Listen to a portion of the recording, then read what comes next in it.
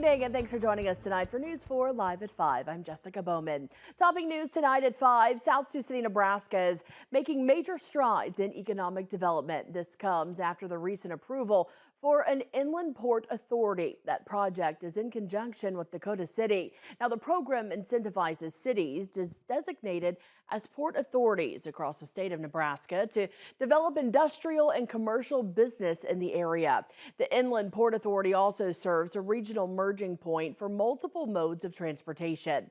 South Sioux City Director of Economic Development Oscar Gomez says it gives a competitive advantage for the funding to the designated ports. Now, the state only approves 5 port authorities statewide.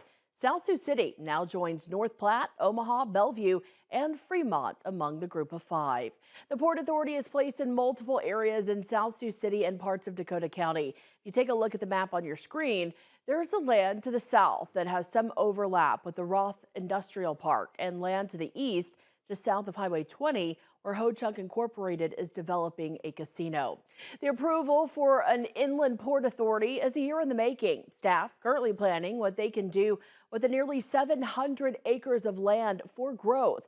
KTIV's RJ Breen spoke with the city's economic development director about how the city was selected and the impact it will bring to South Sioux City.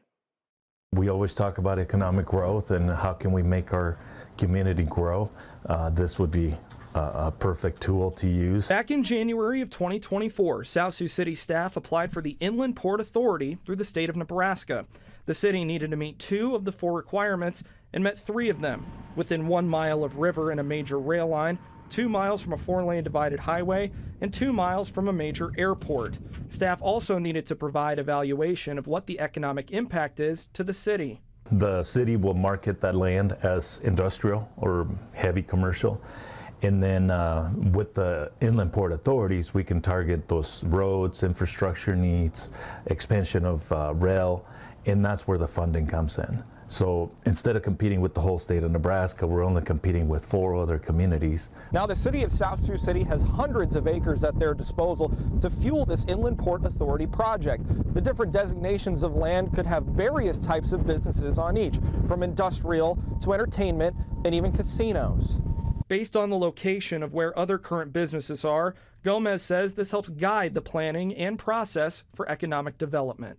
It gives us that ability to determine where exactly one thing. So for example, in the same side of town, you have the wastewater treatment facility close to the river, kind of the same area where the casino will be.